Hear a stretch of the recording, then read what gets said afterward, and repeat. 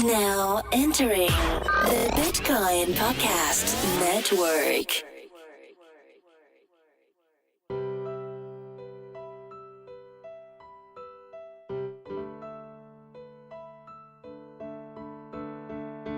Today's episode is brought to you by KeepKey, the easy, safe, and simple way to protect your Bitcoin, Ether, Litecoin, and many other digital assets. There's no time like the present to protect yourself from hackers, malware, and viruses. Visit keepkey.com to order your secure hardware wallet today and use the code HUMANIST10 for a limited time 10% discount. And this episode is also sponsored by my patrons on Patreon. We got about 40 at about $700 a month, and so I like to give different examples each episode for why they support. And here's what Craig says. He says, I'm a big fan of your podcast, and especially like how you categorize each interview into the context of a specific type of system. I've noticed that proper market education about the technology and projects driving decentralized systems is still lacking, and I want to contribute to your efforts because I believe you're helping to change that. Woohoo! Thank you, Craig. So today's episode is with Yaneer Bar-Yam. He's a complexity scientist and the founding president of the New England Complex Systems Institute.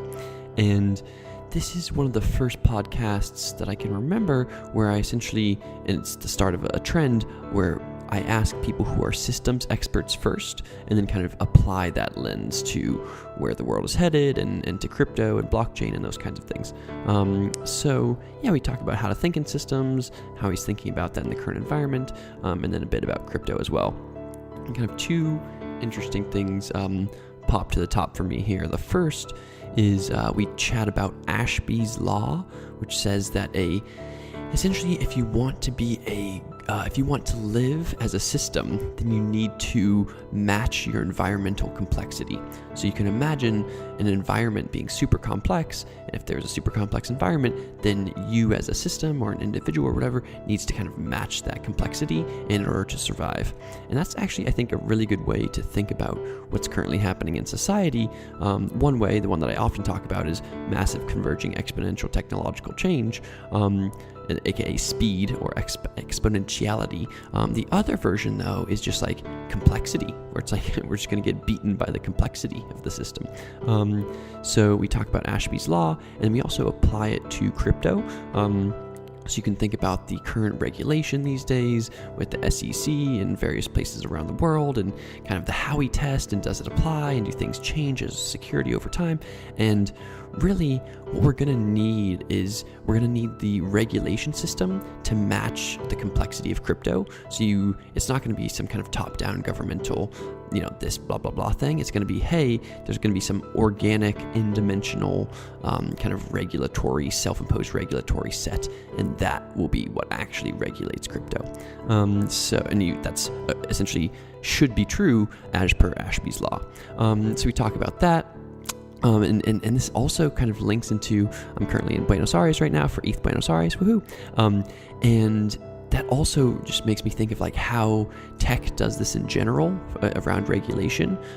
For example, Uber's down here, but the government didn't want it to happen, and the taxi lobby was really strong, and so the taxi lobby then after about 6 months, the taxi lobby got the government to ban the use of credit cards with Uber, and then Uber just was like, oh, we'll just add a pay in cash function, and they did that, and then people kept using Uber.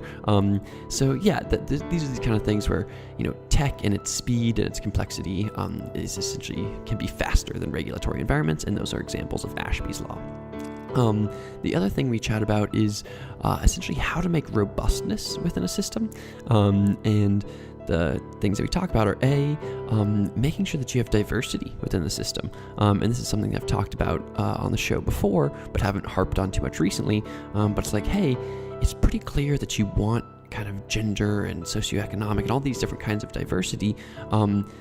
Not only because like we want to make people happier and like generally giving them power and money is, helps them with happiness, but also because from like a systems perspective, that's how you get anti-fragility. If you had a bunch of Reeses in the world or a bunch of anybody's and everybody was that same person, then that would not be a good system. And so you kind of want that decentralization or that diversity. So we chat about that. We chat about another version of robustness, which is that, but applied to global and local scales, where you both want lots of local diversity, but also people thinking at the global level. And I've talked about this a bit. I like to call it bimodalism, where you kind of have a bimodal distribution of where people are spending their energy, their governance energy. And then finally, we talk a little bit again about scale and how if you want, and a lot of systems thinking comes down to scale and kind of multi-scale thinking. And when you think about it, you're like, hey, we want a bunch of different individuals to be different. You're like, that makes sense. Yeah, you want that robustness. But then if you think from the group level, well, then you say, well, we might actually want some groups to be similar to other groups. We might want groups that are all the same, and we might want groups that are also have a diverse set of individuals. So you might want homogeneity and heterogeneity at the group level. And with that, then you're like, oh, well, if you want homogeneity from the group perspective, how would you achieve that from the individual level if you want everybody to be different? And that's what he calls paradoxically both. That's just like how systems thinking works. It's different at different scales.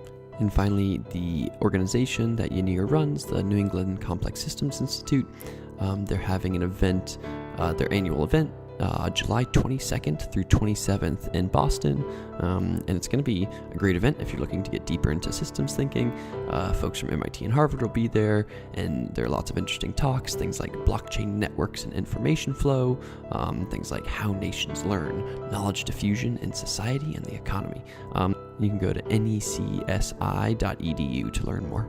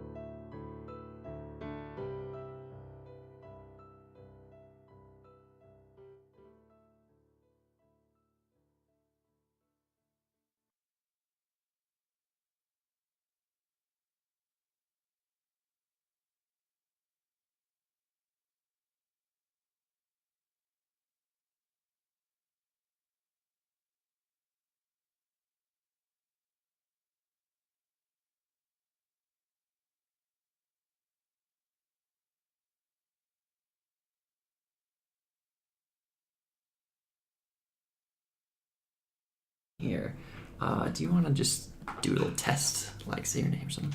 Hi. Nice. Testing. 1, 2, 3. Okay, we're gonna turn this on a bit. Good. Okay. Beautiful. Let's rock and roll. Okay. Hello, everyone. My name is Reese Lindmark, and you're listening to another episode of Creating a Humanist Blockchain Future. And in this podcast, we take a systems thinking approach to doing good in the world. And today, we're going to focus on a specific system scope, Series A, macro systems, where we ask the question, where are we as humanity headed? And I'm very happy to introduce Professor Yaneer Bar-Yam today. He's a complexity scientist and the founding president at the New England Complex Systems Institute. So Yaneer, thanks for being on the show and welcome. Pleasure. Excited to dive in, because for me, I've done all of my systems learning from the internet, from Google, and today we have an actual expert in the room to talk about it.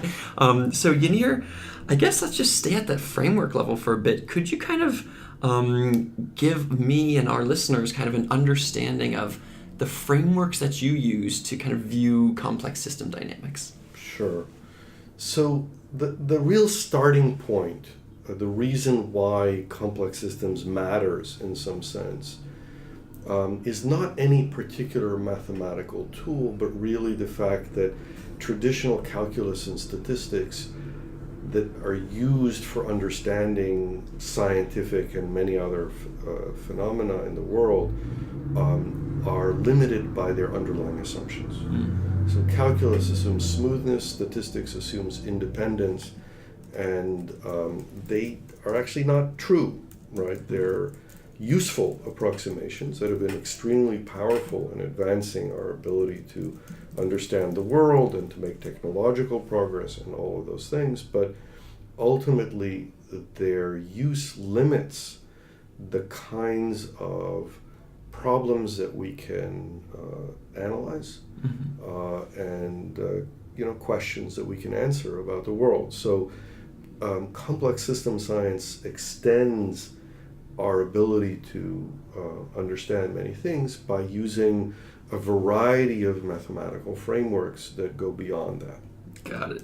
Yeah, so it's really coming from a perspective of, and I'm reading a systems theory of life or something right now, and yeah, it gives a similar perspective that you're giving, which is, hey, we've gone from mechanistic kind of Newtonian-based frames of viewing the world, and then we've kind of, as we've expanded and gone deeper and deeper, we've said, oh man, Newtonian physics didn't quite work out in these various ways, and we need to think about quantum physics and those kinds of things. And it sounds like you're saying a similar thing, but from the calculus perspective, which assumes what did you say? It assumes the smoothness, and then the statistics. Did you say it assumes independence? Great. Right.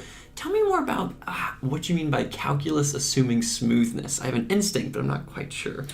Well, probably the best way to talk about this is to introduce the context where both calculus and statistics failed. Great, perfect. And in physics, it really failed with the study of phase transitions. The boiling of water or magnetic phase transitions both have phenomena that if you make calculus and statistics assumptions, you get the wrong answer, and you make the empirical observation of a paradox where you have a theory that gives you one answer and the experiment gives you a different answer is a really good motivation for trying to understand what the problem is. But the way to understand the failure of calculus, you would think, is simple in phase transitions, that there's a discontinuity when you go through a boiling point. The density shifts.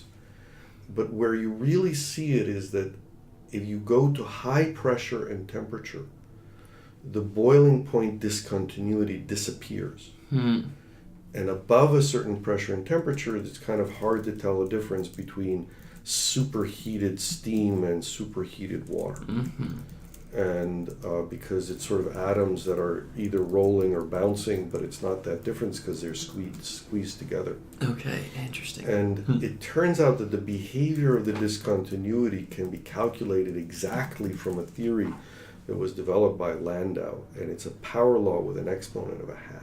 Oh, The only problem is the experiment gives you about 1/3. Okay. Now, what turns out that what the problem is, and this was figured out by Ken Wilson in 1970, the problem is that the material is not smooth. It has fluctuations from water-like to vapor-like at all scales. And so there is a failure. It turns out not even of really the smoothness, but of the variables that you're using to describe the system. You can't use an average density to describe the system. So averaging fails, which is the assumption of statistics. And it happens in a context where you have this discontinuity of the transition, where calculus seems like it works but doesn't. And so the solution turns out to think about the problems in terms of scale. And that turns out to be a challenging and fairly abstract and mathematically demanding thing to do. But when you do it, you actually get the right answer. But the really key insights are more than the mathematics. It's about understanding that if you don't think correctly about the problem, you actually get the variables wrong. Interesting. And because you get the variables wrong, you haven't described the system. And so now the real challenge in talking about complex systems is realizing that you could have all kinds of, quote, emergent behaviors with different variables that you need to put into the problem, and because you didn't put them into the problem, statistics and calculus methods don't work. Wow. Yeah, fascinating. I think that there's were you going to say more? Yeah, those phase transitions and when things get really kind of tight and packed, they look kind of similar to each other. And then when you're talking about scale, I like the term, I forget who said this, but that sometimes quantity can have a quality in and of itself, where you're like, oh man, just the pure fact that it's big or whatever gives you you need to use a different set of assumptions. Interesting. So the thing that I find interesting with some of this system dynamic stuff is that it's all based in this kind of mathematical and often kind of, physical reality and modeling kind of our physical world. But then people also use it to talk about kind of how we as humans, kind of like social systems as well. How much do these kind of methods apply to social systems? How much do you think about that side of things as well? So there are, first of all, multiple ways that holds. And part of the opportunity that's available is to use the same kinds of ideas in the mathematical treatment of phase transitions in understanding particular social challenges. And that has to do with the sort of the large scale issues. And we've used this to think about, the financial crisis, which was a large scale phenomenon, or the Arab Spring. But you can also use it to study other problems like ethnic violence and problems like how to understand the failure of the healthcare system to deliver on its promises. As you get more involved in sort of let's call it the details, the nature of the tool that you use changes. And what we use is something as a basic framework is something called the complexity profile, which characterizes the information you need to describe a system as a function of scale. And the largest scale part is the part that, sort of those are the global events and global crises. I didn't mention pandemics, which is another area that we've studied. So you want to study the big things that policy is going to affect at the large scale. That's a tool that you want to use. But if you want to study sort of organizations and how people are organized to do things, it turns out that there is a fundamental principle that is really important, and that's called Ashby's law of requisite variety. So Ashby's law says that a system has to match the complexity of its environment in order to self-regulate, or you can think about it as survive. So whether it's a biological organism faced with the challenges of its existence, or whether it's a social system, the complexity of the system has to match the complexity of the environment.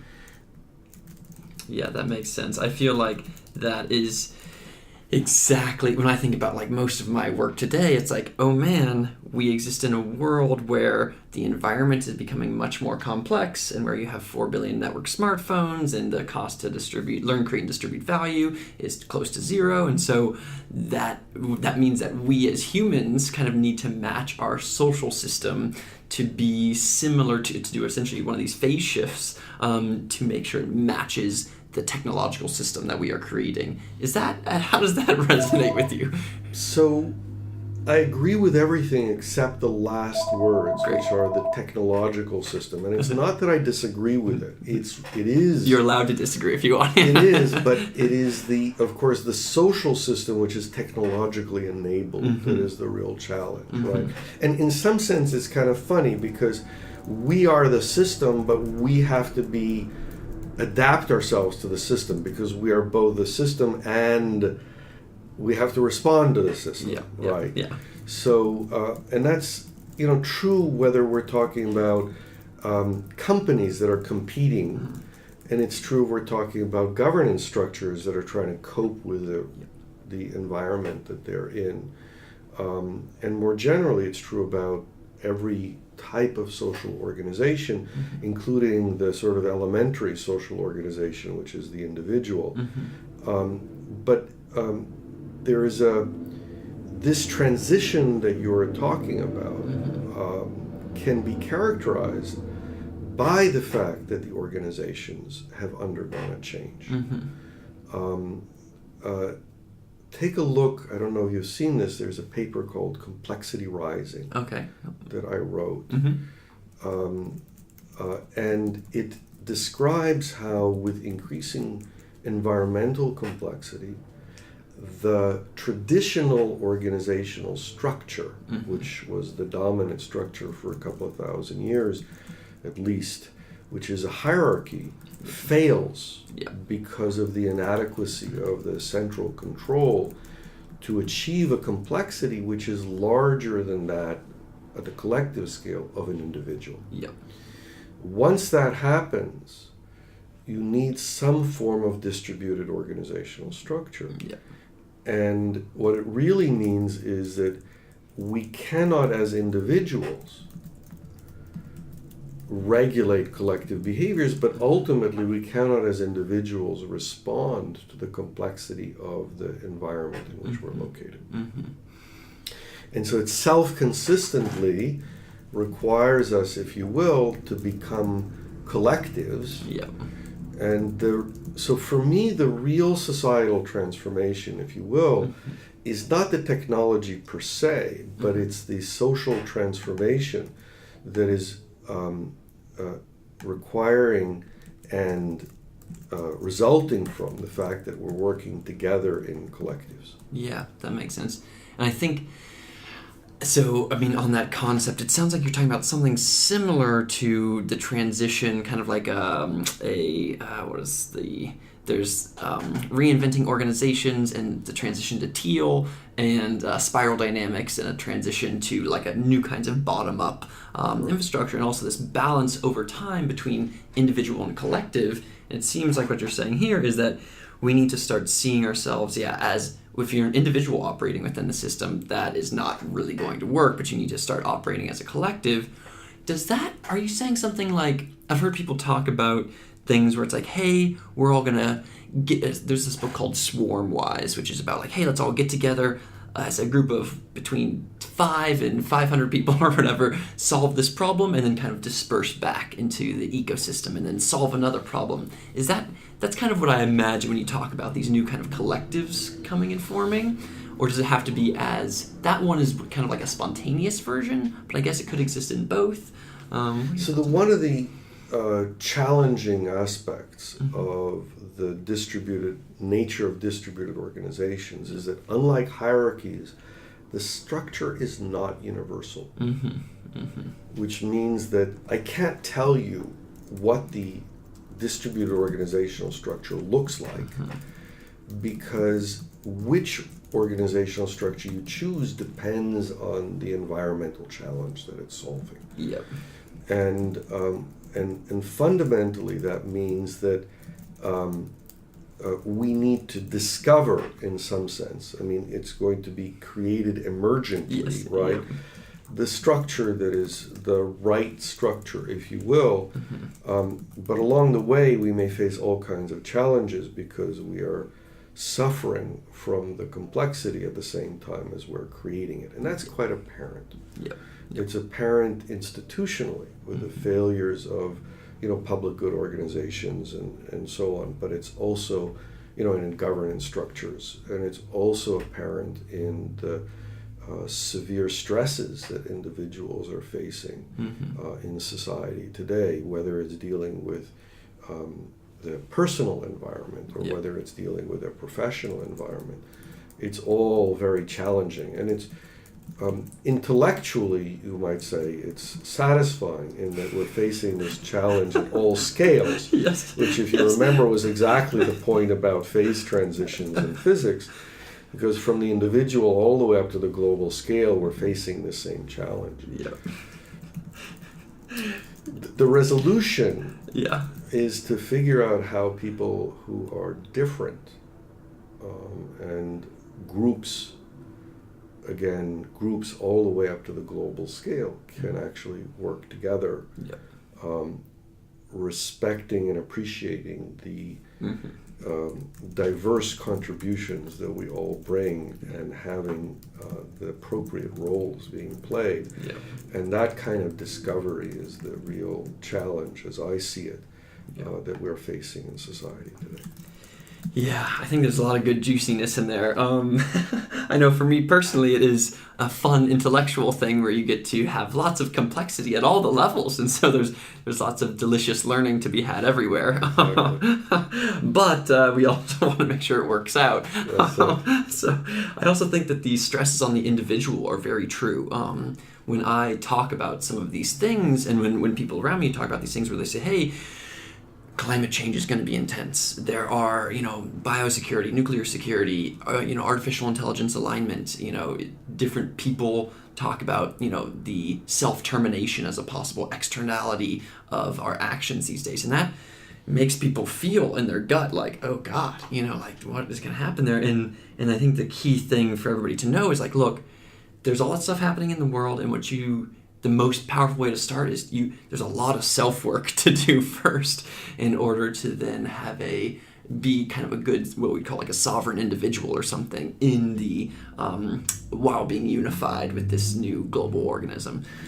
I appreciate you mentioned the importance of values in this context. And really, on the positive side, this new collective depends on the health of its individual members, and therefore we hope and can strive for also that individual will be protected, shielded, and supported by the system. And at the same time, we are still trying to emerge from the objectification of industrial machine concepts of society that really didn't treat people well, and trying to find the right ways that those will manifest in the new context is not an easy challenge. And dealing with the vulnerabilities of the system, which is really core to, let's say climate change, but everything else that is the, potential crisis. The reason it arises is because of the interdependence. We are globally interdependent. We've become this global organism. And now we have to face the fact that each of us depends upon everything else in the system, and therefore if things go bad, it goes bad in many ways. And there is a tendency or a desire and even a justification for locality or localization, having local autonomy, which creates which does two things. It allows the diversity, which is actually increasing, of local values and their manifestations and behavioral choices and so on to be realized. It also supports more robustness of the system, but we cannot avoid the global interdependence. And so we also have to find the ways that we can, in some sense, get together and cope with our global issues. I think cryptocurrency is vibrant and exciting, but it's not without its share of bad actors. Exchanges and personal accounts can get hacked, computers can be infected with malware. Left unprotected, your digital wealth is up for grabs. Don't let yourself be a victim. KeepKey is the safest and simplest way to protect your Bitcoin, Ether, Litecoin, and other tokenized assets. This hardware wallet is a separate device that you control. Brought to you by the pioneering team at Shapeshift, KeepKey works with the wallet software on your computer to manage your private keys and transactions. Your device is PIN protected, which provides protection if it falls into the wrong hands. Its large display lets you carefully view and approve every transaction.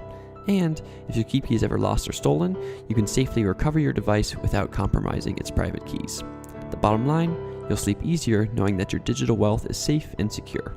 Visit keepkey.com to order yours today and use the code HUMANIST10 for a limited time 10% discount. I think about that as like kind of a bimodal distribution, where you say you want to have lots of local stuff happening, and you can't just only do the local stuff. You also need to think on the global level. I think what you're saying here too with the diversity piece.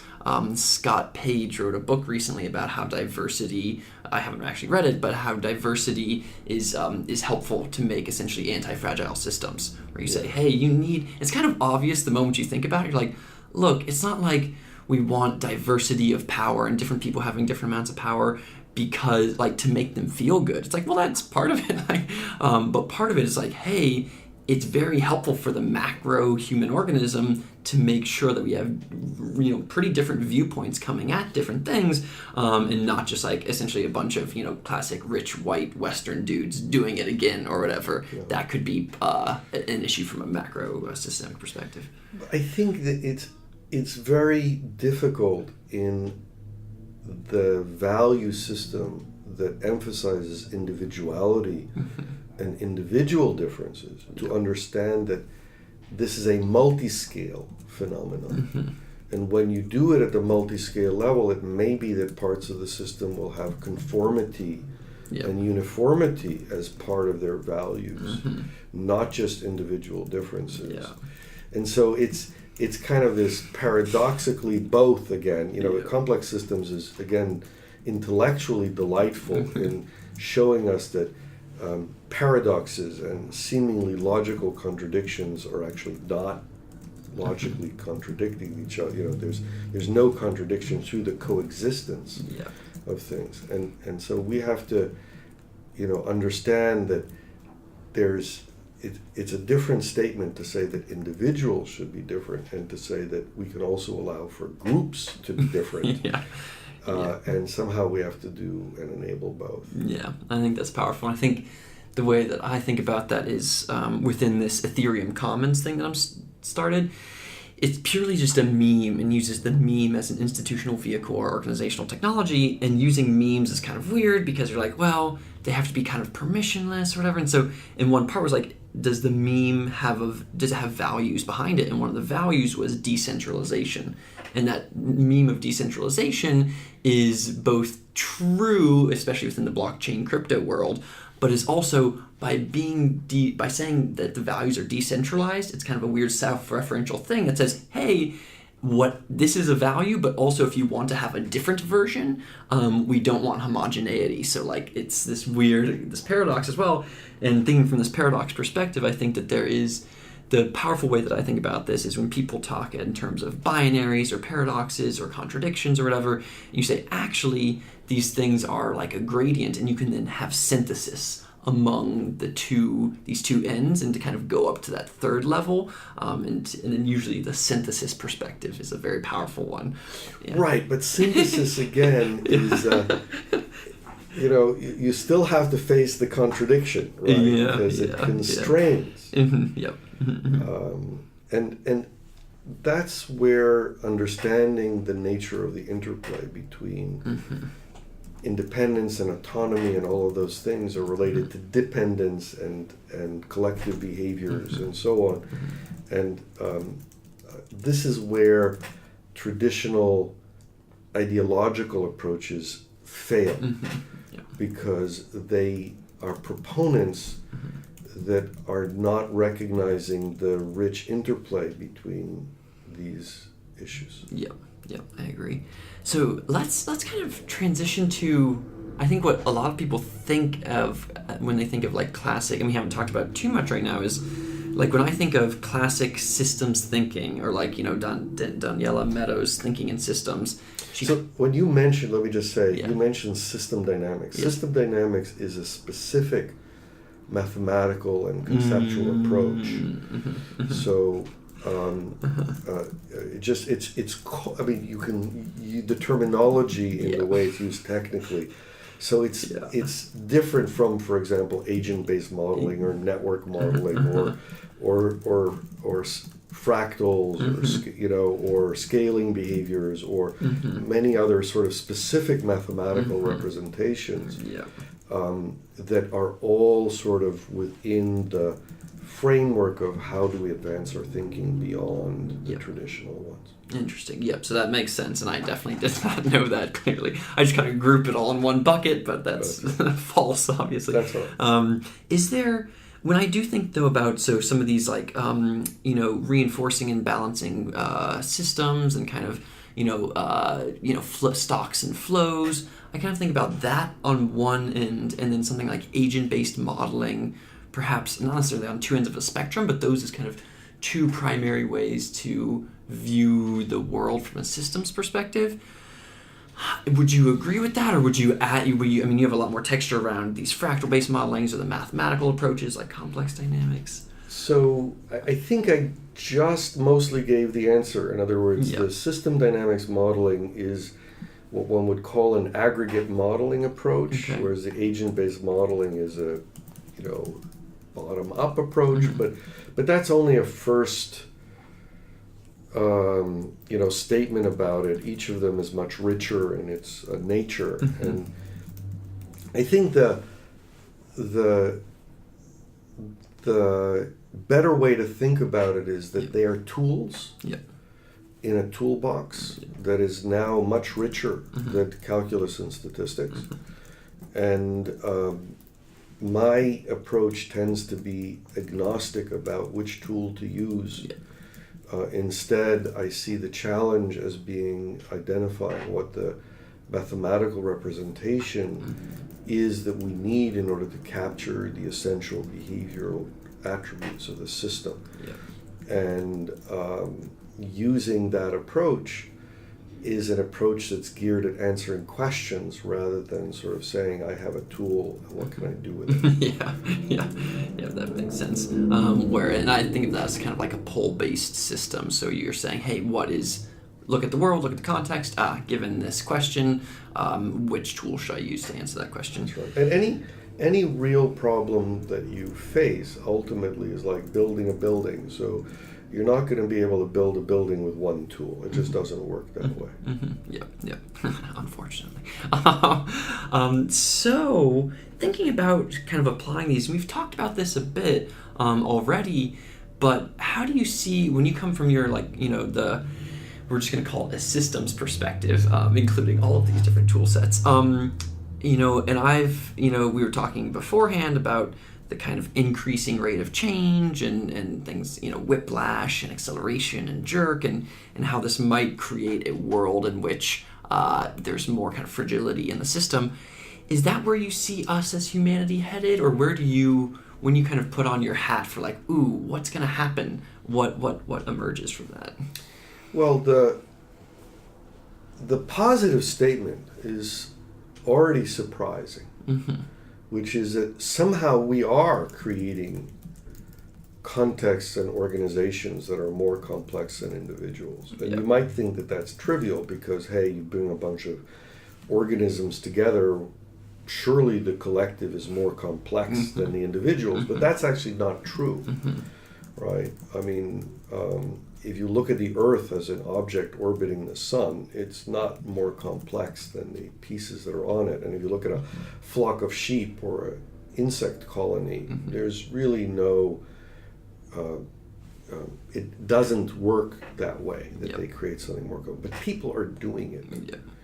And in some sense, because people are doing it, you already have to say we're successful. And if we're successful, then the model that one should use is a model of a complex organism. We are, in some sense, like at the collective scale, like a global civilization is like an animal that we are cells of.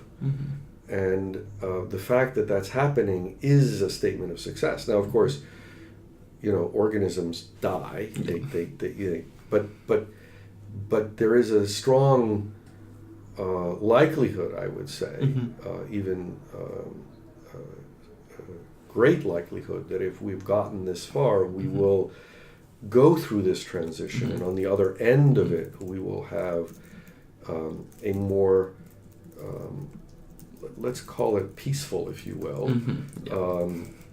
a more fit behavior between the individual and the collective. And in that context, perhaps it will be easily apparent that we've in fact coalesced into this global organism. I would guess so, even though our ability to understand what's going on is going to be limited by the fact that our complexity is not as great as the complexity of the whole, our as individuals' complexity.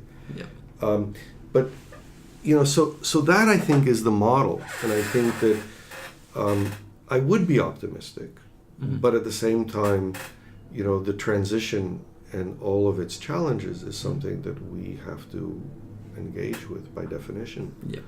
We are it. We are the transition. It's kind of one of my friends was relating it to like a forced move in chess, where it's like, look, we gotta do it's happening. It's happening. We gotta do it. You might think that another choice might be better, but you don't have that choice. Exactly. Okay, cool. So general optimism. That's good. I like optimism in the world. Do you think so? Now, kind of putting on that same hat and applying it to blockchain and crypto. And I know that it's not most of your day job or anything, but what do you, when you kind of put your systems hat on and look at what's happening within these blockchain and crypto financial systems, what is weird, or what do you see? So, first of all, I would say that I appreciate, and I think it's important that they are realizing some of the sort of basic concepts of complex systems, right? They're distributed, and they're and that's an important part of thinking about what we need or what we might benefit from in enabling technologies, which is what we're talking about. At the same time, I think that understanding the ways in which collective behaviors happen is important and is not always appreciated in a technologically driven discussion.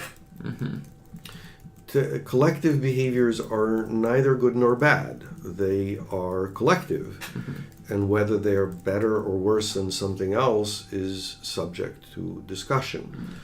And let me take a small example. It's not small, it's a big example, and talk about the issue of Bitcoin and currencies and how that works. The dissociation of currency from a regulatory mechanism, which seems like a good thing, also makes it non-adaptive.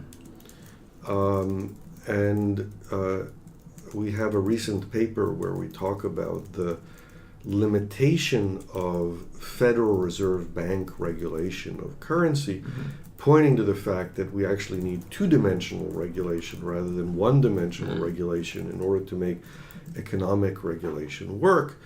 And in this context, you're basically going to a zero-dimensional regulation system.